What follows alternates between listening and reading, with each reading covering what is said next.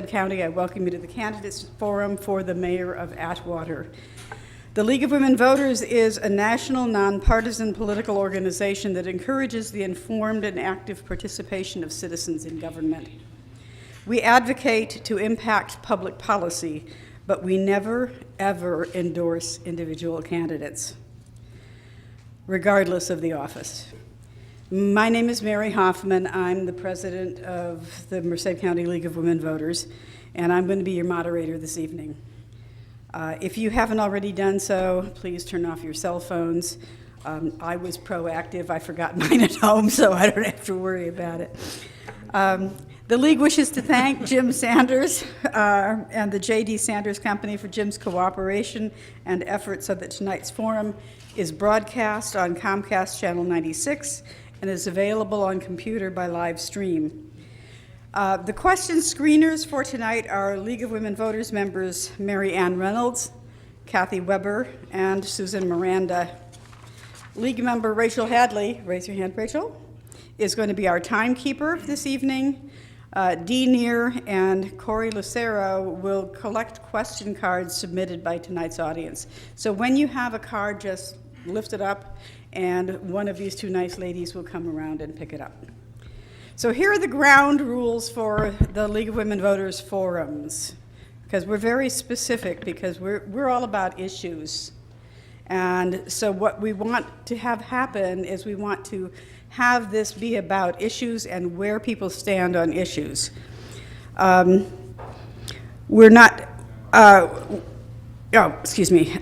have invited the candidates to put their literature outside, and we also have literature about the League of Women Voters. We have what is called the Easy Voters Guide, and it spells out the different propositions and so forth, and with a pro and a con to help you make your decisions.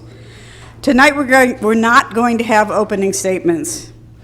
What we have found is that without opening statements, we have more times for questions, and the candidates will be given 90 seconds at the end for a closing statement, and so they can make their individual feelings known then. We thank the public who pre-submitted questions. During the forum, written questions will be accepted from the audience. Please print legibly. Our screeners have to be able to read them. And when you have written a question, just raise it, as I said, and either Dee or Corey will pick it up. The criteria for the questions are these. Number one, they have to be relevant to the office. Questions that regard the school board or the presidency aren't going to be asked because these people are running for mayor.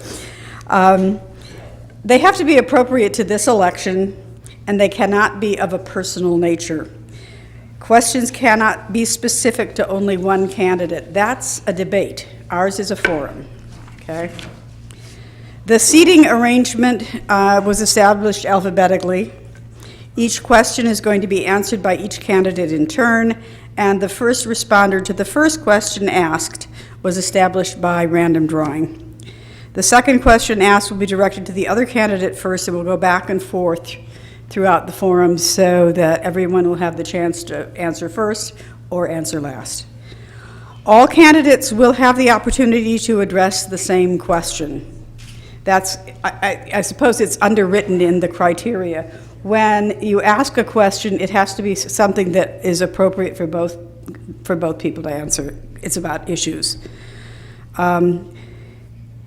Each candidate has up to 90 seconds to respond to each question, and there will be no follow-ups.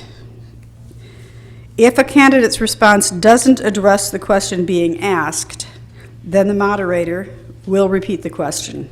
And if this occurs, no additional time will be allotted to the candidate's 90-second response time. This is your opportunity to inform voters. This is your opportunity to inform voters about your position on a variety of issues. It is not the time or the place for you to provide comments about what you think other candidates will or will not do. Responses will be timed. The League of Women Voters timer, Rachel Hadley, will signal the candidates with cards marked start, 45 seconds, 15 seconds, and 5 seconds. When the allotted time of 90 seconds is up, the red card indicating stop will be shown, and the candidate may complete his or her sentence and then stop. If the candidate does not stop speaking, the timekeeper will stand up and say, "Stop."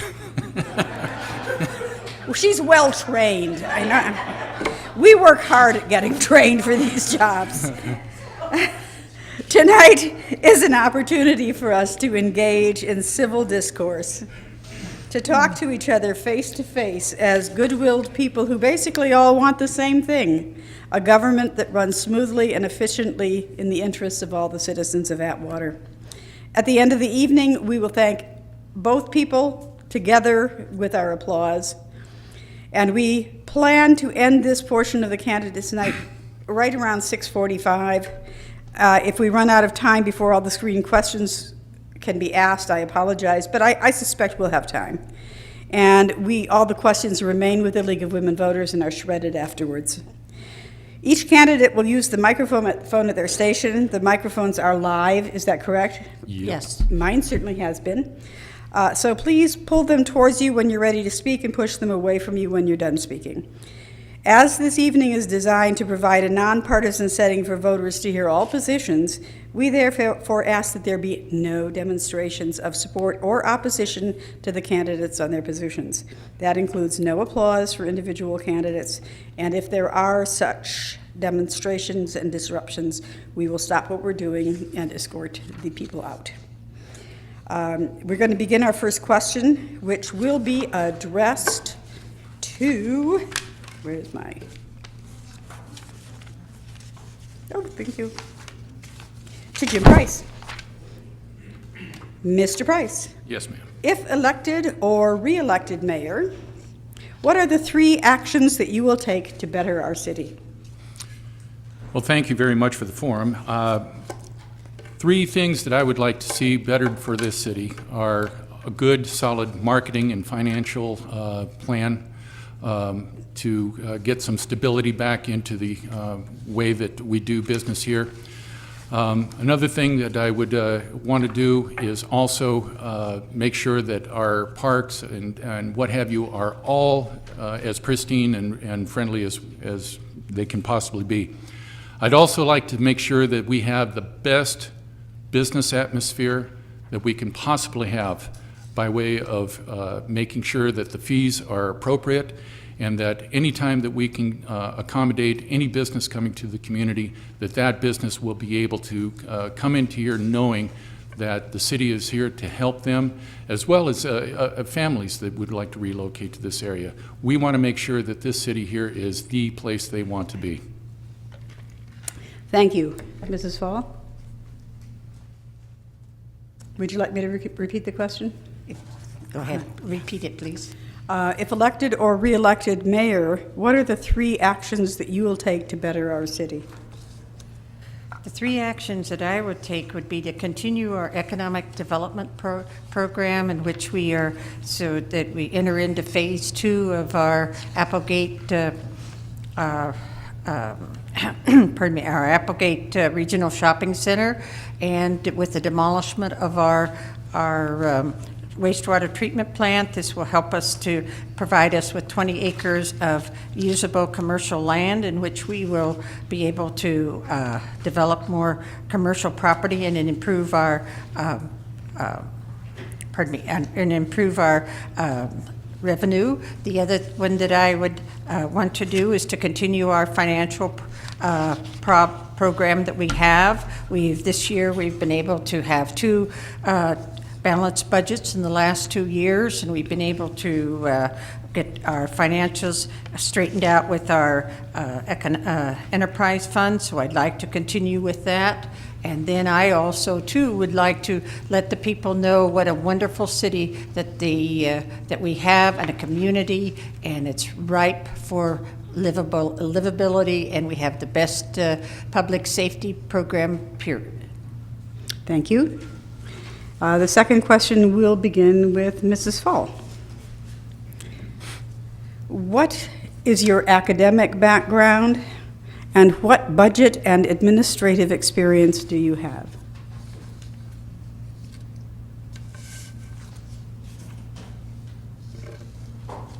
My academic background, I graduated from Chico State College and with a teaching degree, and then I went on and received my master's degree from Chico State College, and then I went on to Chapman College and received my master's degree in secondary education, and I happened to have been principal of the summer school program where we had budgets and we had to figure out how the budgets worked, and we had to meet the revenue had to equal the expenses, so we would come out even with the program. And so those are the areas that I have been involved with the budget. Thank you. And Mr. Price? Could you repeat the question, Yes. please? What is your academic background, and what budget and administrative experience do you have? With regard to my academic background, pretty much I'm not as full as Mayor Fall may be, but Community College of the Air Force, I'm a 21-year Air Force retired veteran.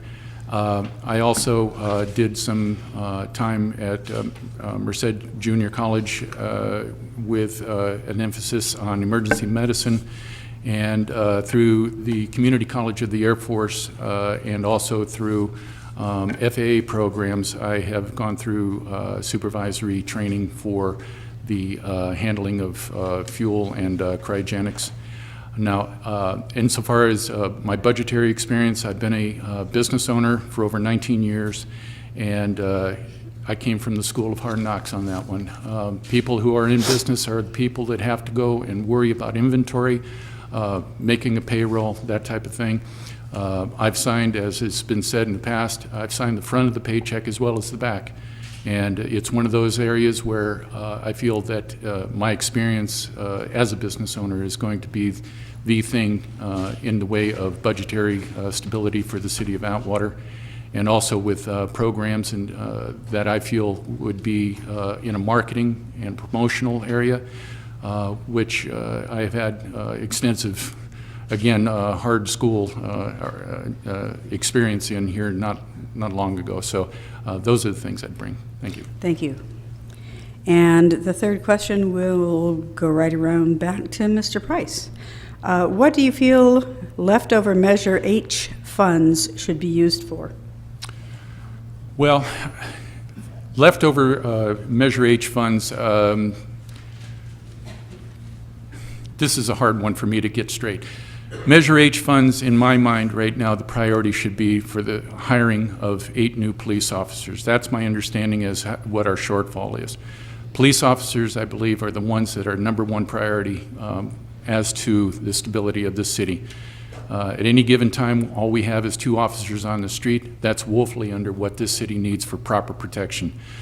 This past spring, we had a incident where the Department of Justice for 2 months did surveillance within the community here, which I was privy to some of the information that was going on at the time by way of my office in servicing the aircraft that were flying surveillance. And it turns that what it finally turned out to be was a huge bust of drug cartel, Mexican drug cartels, and Atwater was the prime area where they were making home. I don't think there's one thing in this community that can be more emphasized than the protection of the community here by way of the police force.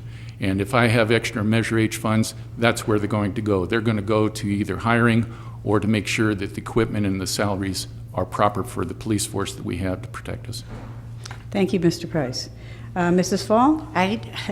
The leftover funds, I think that all of the funds are being used to their fullest ability, and the key thing right now is to rebuild our police department, which we have started doing with the hiring of new officers, with the replacement of the police cars. Our police cars were over 100,000 in miles, and so in order for them to be safe, we must provide the best vehicle for them. And so we replaced those with 6 vehicles. We replaced the equipment that the police officers are wearing so that when they go out for a call, they will be safe. That's the key. We have to provide protection not only for our people, but for our individual police persons. The public safety includes fire department also. And we had a major problem with the fact that we did not have a fire ladder, an engine that could get a ladder up to the top of the second-story house where a person could fight a fire on the second story. With the new ladder truck that we purchased, we can now take care of the second-story fired house, and we can also go to our gymnasiums, and this will encourage the motel industry to come to our community. Thank you. Beginning with Mrs. Fall. What do you feel you have contributed to the good of the city? I'm sorry, would you repeat that again? What do you feel you have contributed to the good of the city? Well, I've been a resident of the city of Atwater for over 50 years, and during that period of time, I've helped to design the community center, and we also developed a regional wastewater treatment plant. And a major accomplishment for us was the attraction of an Applegate Regional Shopping Center, which has been a great source of revenue for us and has employed over 400 people. We have, with the Atwater Merced Expressway and the Ferrari Ranch, with the state funding that project, we are now going to have a new on and off ramp for Buhack, plus we can start that development. And a balanced budget in the last 2 years, we've been able to develop our revenue so that it equals our expenses. And public safety, with the passage of Measure H, that is the #1 goal for our citizens. And so we're bringing that up to date in our public safety, so we will have, our citizens will be safe, not only police-wise, but also fire-wise. So we'll be a safe community. Thank you. And Mr. Price? Contributions to this community, this is, I don't know if you call this exactly a contribution, but here's what I did. For the past 14 years, I've been coming to this chamber here, to City Council, and one of the things that I feel that I accomplished was through my perseverance and just outright nagging, we were able to finally bring the City Council to a point where they ceased and desist with the pay and allowances that eventually were one of the things that has been a hindrance to the financial condition of the city. Whether or not you would call that exactly a contribution, I don't know. But I've been an active participant in the goings-on of the city, and I want to continue that and contribute by way of my candidacy. I want to be the person to try and bring some stability and some common sense solutions to an otherwise very disrupted city condition. So that would be my answer. Thank you. Thank you. And for Mr. Price, if elected, would you decline the pay and repeal the ordinance for your pay? The answer to that is an emphatic yes. And as a matter of fact, one of the things that this current council and under this leadership has not been able to accomplish is the complete abolishment and dissolution of any of the resolutions or ordinances or whatever guides pay and allowances for city council members. Should I be fortunate enough to be the mayor of this city, day one, I want to put that on the agenda, that we will completely abolish any and all resolutions or ordinances that would pertain to pay and allowances for city council members, and with the caveat also on there that any further or future pay and allowances for city council members will be decided and approved by the voters only of this community and not within a handful of people that sit on the city council. Thank you. And Mrs. Fall? Yes. I would continue to decline to pay for the for the position of in the city council or the mayor.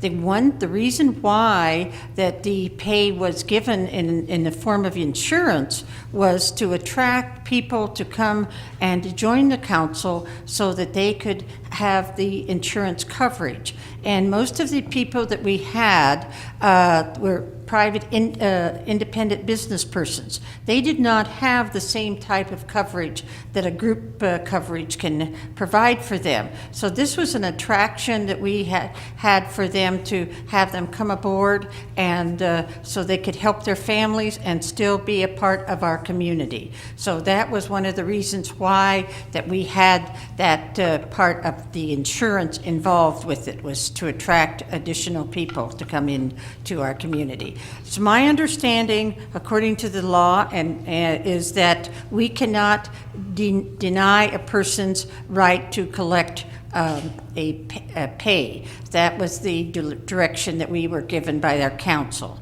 so that we did what we could do in our laws, but as far as totally abolishing it, they said that we could not do that.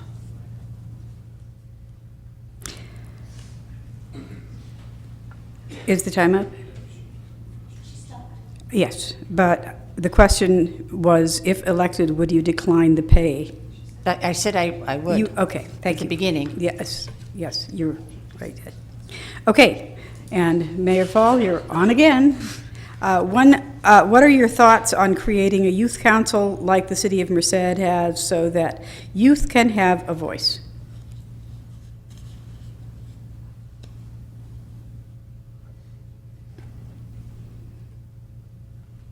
We have a program already in place through our PAL program. We have Young People's Advocacy, and that helps. And they have already come before our council and have participated, and they do different community things. And so we have. So we've already started that type of thing. I think that's a good project, and so that is something that we have already started doing in the city of Atwater. Okay, thank you. And Mr. Price? Absolutely, yes. I think the youth council that has been established in Merced is a very good thing. It gives a voice to the youth and makes them a participant in the city and the goings-on, so that they might have a voice in doing that. I would also go beyond that to say that I would also get together with Reverend Don Ramsey and do something along the lines of the 5-step program that he has established in Merced, where we have programs for helping those youth that may have strayed towards a gang type of an atmosphere. And I would also like to see whereby we would have possibly more programming through the youth center out at Veterans Park here. I think that one of the things that is sad about our city here is that we have so many youth here that really make it clear that there isn't a whole lot for them really to do, and we want to make them participants. The Youth Council, I think, would be really a good program to make them feel a part of this community and have a voice and be able to communicate to the council and to the mayor on all the things that are uppermost on their minds. Okay, thank you. Mr. Price, if the drought should continue for another year, what are your recommendations to help Atwater get through it? Well, this drought doesn't look like it's going to be over with anytime soon, according to the latest national weather assessments for the so-called El Nino that we're supposed to have. So one thing that we need to do is closely monitor the wells within our city. One of the things that I noticed here a couple weeks ago, we had an incident down in Tulare where Tulare was actually on bottled water. That shows the gravity of this situation. I don't want to see that happen here in Merced, or excuse me, in Atwater, but in the Merced County area here. It is common knowledge that that subsidence is taking place right now, where literally we are sucking the aquifer dry and the ground is settling out.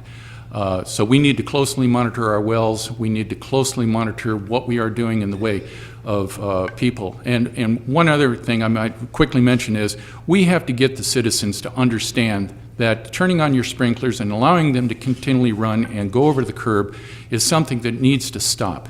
Right now, we have that happening in our city, and we need to get that fixed. The way we do that is with code enforcement, but I think also if a police officer is driving by, notices a home doing a job on their lawn with the water, and it's running over the top, just put it on a 3x5 card, time, date, incident, address, and turn it in at the end of the shift, so code enforcement, possibly in the morning, could go ahead and make notice to those people to stop that. Thank you. Mayor Fall? Yes, we will have to continue and to our conservation program, and we will have to move forward and adopt the state conservation program, which is watering only twice a week instead of the program that we have going on at the present time. We too are going to have to educate the citizens that the importance of water conservation, and I think that sometimes people think that there's really no problem, but there is a major problem with water and water conservation, and we really have to take heed, and we have to, if we have a neighbor that is breaking the water rules, we're going to have to let the people know, let the city know, so we can enforce that. And we're going to have to be, our county is going to have to step forward and take a part in the groundwater regulations too. So because with the city of Atwater, all of our wells, we only have water from wells. We have no other source. So we really have to be very concerned about the groundwater and the use of the groundwater. Thank you. Mayor Fall? If you are not elected, what are your future goals?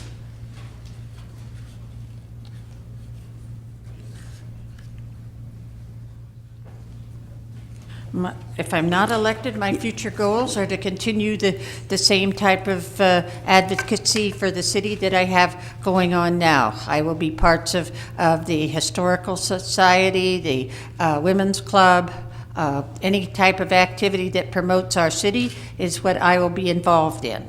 And continuing to see and relate to what needs to be worked on, and to join any of the committees that we have going that I may become a member of. But I will be a very active and vocal member of the community. Thank you. And Mr. Price? Well, I think anybody that knows me knows that over the past 14 years, I haven't missed a day hardly to come to this chamber, as the mayor, I'm sure, will attest to.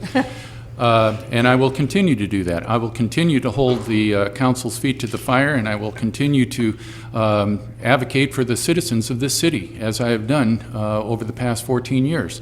I don't think there's anything more important than making sure that the people are treated and fairly, and that they have transparency and access to their government as they are supposed to. And as a matter of fact, one of those things that I will definitely advocate for is making sure that this city goes to a 5-day work week, and that we also have a council that is going to meet twice a month rather than just once a month. These are things that I believe that should I not be sitting in the center chair, I'm going to be an advocate for, and alongside of the police department to make sure that those folks are staffed and compensated properly. Thank you. And Mr. Price, it's you again. Yes. What training do you think a city manager should have, and what qualities would you look for in hiring one?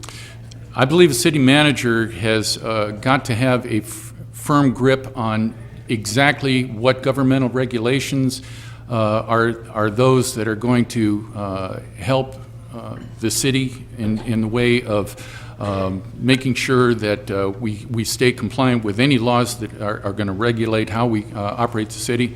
But I think it's also one of those things that we need to make sure that this is going to be a hands-on position. Specifically, you know, when it comes to procuring equipment and services within the community, we need to make sure that we have someone who is going to ensure that We have competitive bidding, that we also have cooperative purchasing wherever we can do that with another community that might be making major purchases, where we may be able to also be included in a manufacturing of, say, a piece of equipment where we can save money. That person has to be an advocate for the city, but also be right on top of all of those things that are going to be in the best interest and number one for the community, plus having the foresight to making sure that our public safety, police and fire in that order, are absolutely taken care of the best that they can possibly be. Thank you. And Mrs. Fall? The training of our city manager should be one in which it's hands-on. He should know his staff and know the jobs that are related to each of the staff members. He should be willing to take on personnel issues. If there is a person who is not doing their job, that person should step forward and make sure that that job gets done. That is a key to any business, and he needs to run the city like a business. The revenue must equal the expenses, and when they do not, then we need to step back and say, how are we going to make this work?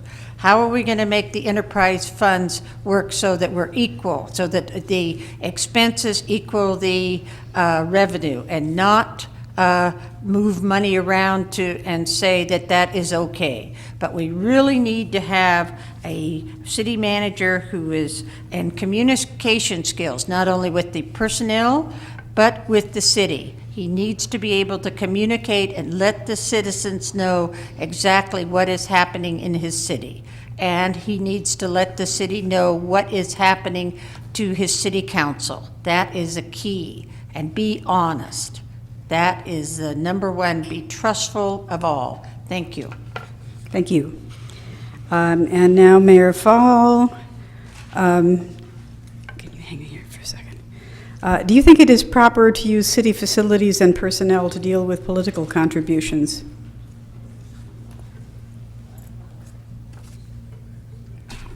Would you please repeat that again, please? Do you think it is proper to use city facilities and personnel to deal with political contributions?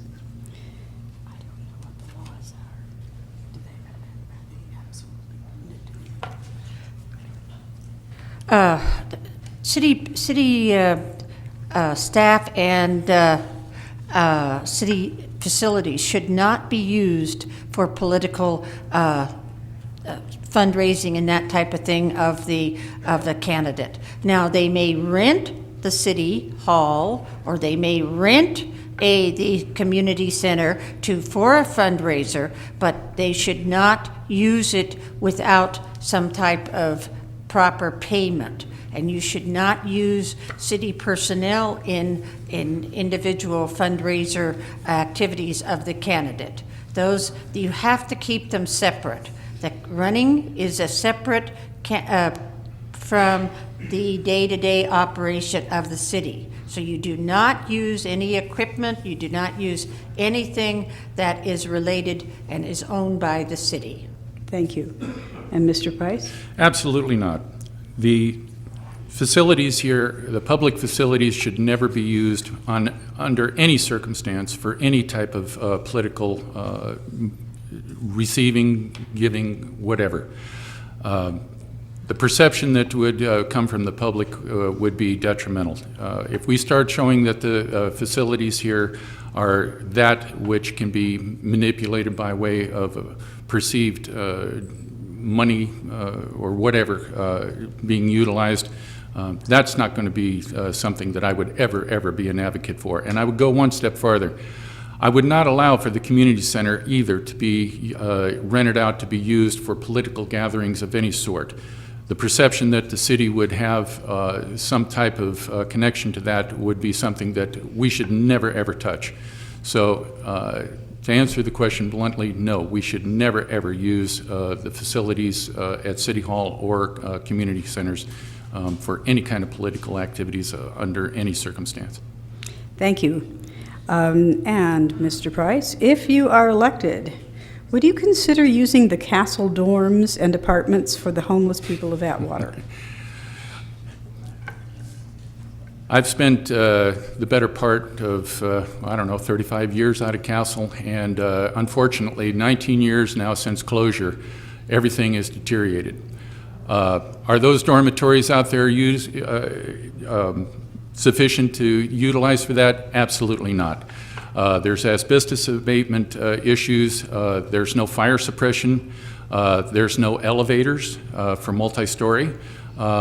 The only thing that would be good to raise out of that is a cloud of dust from the wrecking ball hitting it. Those facilities are not proper for that. For homeless, I believe that it's time that if we do start seeing that as being a problem within the community, that we need to get together with our District 3 supervisor, whoever that may be. The county has those types of programs in place. There's also homeless shelters within the city of Merced that we should contact, and the faith-based organizations do a wonderful job with that, and I think that that's the answer. To try to utilize Castle for something like that would be totally improper. Castle is still, after 19 years and counting, under development stage, and it's time to look at it from that aspect and not homeless housing. Thank you. Mayor Fall? A number of years ago, when Castle was first, when it was closed, they had suggested using parts of the dormitories for the homeless and that type of thing. But at that time, they found that they were not they were not up to standards, they were not up to the codes, so they would not be proper housing for the homeless. And I think this probably stands today. I think they're worse than they were at that time. So I would agree that that is not a place for the homeless unless we decide that we receive a grant and we redo the whole dormitory program and bring it up to standards. That would then be a possibility for the homeless. We do have these street shelter. We do have shelters in Merced, but they do not fulfill all of the need that we have for the homeless. The homeless it is a major problem that we have, not just in the city of Atwater, but in Merced County. And it's something that it's going to have to be an ongoing process. We're going to have to really look into it. But the key with the homeless is to try to find permanent shelter for them, not just temporary shelter, but actual permanent shelter. So it's a problem that is going to get worse before it gets better. Thank you. The next question here sounds similar to a question that was asked, but I think could be seen in a slightly different light, so I will ask it. Mayor Fall, what do you feel are the issues that should receive the highest priority for the city in the next 4 years? And we need more questions, folks. At least one or two. Probably the highest priority for the city of Atwater is the economic development. We, due to the fact that in 2008 and 9, we lost millions of dollars of property tax and sales tax, and we had a major housing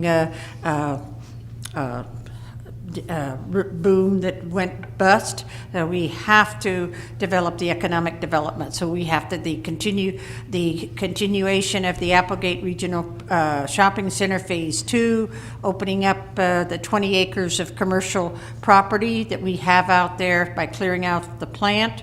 The development of the Ferrari Ranch and Medical Retail Complex. This is where we have over 200 acres of retail and medical, but we have to get it developed. So and the Castle Development Center. That is we need to continue with that. That we have 70 home buildings out there, 70 businesses. We need to continue to develop the Castle Development Center. So that's, and we have major businesses coming out there in the form of Google, and then the Sierra Aeronautics Academy is developing a new business out there. So economic development is the key for the city of Atwater. We must have it in order to meet our financial needs. Thank you. And Mr. Price? Could you repeat the? Yes. What do you feel are the issues that should receive the highest priority for the city in the next 4 years? I agree with Mayor Fall. I think the financial condition of this city is one of those things that is going to need to be addressed. But we need to understand something. We have to start helping ourselves in this city, and that's what I want to bring to the table. One of the things that I want to make sure that we don't do is we don't go and shortchange our police department. Back when we were in our most dire straits and the council was continuing to take their pay and allowances and doing all these things, in 2012, this is the sign that I was carrying. I don't want any police officer to ever underestimate the fact that I am out here for them. And I want them to know that. And I want this community to know that. Nothing is more important in this city than to have a solid police force. Now, along with that, I want to make sure that we don't have any more red flags go up to the state controller. When they came in here, they just completed a 4-month investigation.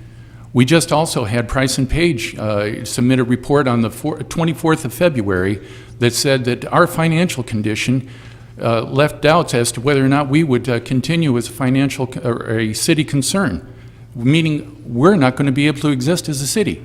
Those are the things that are uppermost in my mind. Public safety and a financial condition that is going to save this community. Thank you. And this is going to be the last question, and I thank whoever wrote it. It's a good one. As mayor, what would you do to get more people participating at council meetings and other at council meetings? I'm not sure what the other word is. I'm having trouble reading it. What would I do to... What would you do to get more people participating at council meetings and I think other community events? The council meetings of number one thing I would do, and I would do this on day number 1, is we're going to go from 3 to 5 minutes of public comment. My opponent has made the comment in the press that if we go to 5 minutes, that people are going to be put to sleep. I don't ever put anybody to sleep, I don't think, when I make a public comment. So I think there's people within this community that probably would have something to say that I don't believe that would, be that. And be that as it may, whether I agree, whether the council agrees with whoever is up there, transparency and openness to this government, to this local government, is number 1 anytime. And I would make sure that I would start with a 3-minute rule going out and a 5-minute rule coming in. To get people more in a participatory type of angle on that, I think one of the things we need to do is make sure that we have 2 council meetings per month. That goes also to the transparency and openness. People want to come and be on the record with certain issues that are burning on them. And I think that's a thing that I would absolutely instill in the community is we want to hear. I want to hear from you, and I want to know what your concerns are. Those are the things I would do. Thank you. And Mayor Paul. Yes. No, Mr. Price, you do not put us to sleep. And I just wanted to make that statement. But 3 minutes, most of the time, if you cannot get your job done and your thoughts across in 3 minutes, then you start repeating yourself. And that's one thing I have to say about Mr. Price. He gets his thoughts across correctly, and they're very distinct, and I give them credit for that. That is, but I just think that 5 minutes, then that reduces the number of people who can come and participate. And the 3 minutes allows you to continue to bring on more people. And with our committee, with our meetings now, we have our thoughts from the notice to the public, where they can speak at that time or any time during the meeting. They can come forward and speak, and so it helps to move the meeting along much quicker. And then we need to get people in, our young people, our government classes in our high schools to come forward. I've been to speak to them and encourage them to come. We had Buhack Colony. We had the young people coming to our meetings so that they get to be a part of the meeting and so they can see how the meeting works. And we've encouraged the Atwater High School kids to come forward and meet. But with our different committees that we have, our 4th of July is another good one to get people to participate. Our PAL program has an, I'm sorry, what? Oh, thank you. However, this may make a nice segue because we're now ready for closing statements, and you're first. Okay. I have served on the City of Atwater Planning Commission, Parks and Recreation, City Council, and most recently served as your mayor for the past 8 years. As a resident of the City of Atwater, we will work together for the common goals of increasing public safety, maintaining utility infrastructure, parks and recreation services, financial solvency, and responsible economic development. My strengths are trust, integrity, and my unwavering advocacy for each individual. Throughout my political career, I have wholeheartedly invested my efforts to create a safe, positive community environment. It would be an honor and privilege to continue to serve you. And I'd like to thank all those persons who submitted their questions and the League of Women Voters. Thank you. Mr. Price? Thank you, and I too want to thank the League for doing this forum. Ladies and gentlemen, this election, as I've been saying all through the times that I've had the honor to speak to people, this is about leadership. We've had things that have gone on since back to, I will go back to 2009, where we had incidences with our financial condition that just got ignored. And then what did we get hit with? We got hit with the hardest of our increases in water and sewer, and some people just can't absorb those sort of things. I don't know anybody that's got a 100% pay raise here lately, but that's what the city got. They got a 100% pay hike when it comes to the water and sewer rates over until 2017. I want to make sure that this community understands that openness and transparency is going to be the forefront of a Jim Price mayoral seat. We're going to make sure that this community has an open and transparency like they've never seen before. We have got to get out of this rut of financial condition that just keeps us dragging down. We have our credit rating is down. We had a individual report from Price Page that was not flattering. The state, those things have to be changed. I'm going to bring those. I have lots of ideas. I'd be glad to speak with anybody after the meeting today to expound on those. Thank you very much, ladies and gentlemen, for your questions as well. Thank you. Okay, and now it's time to thank the candidates for their candor and their opinions, and I want to thank you personally for some really, really good questions, so thank you. And we're going to have a 10-minute break and reconvene here at 7 o'clock and talk about city council candidates. That's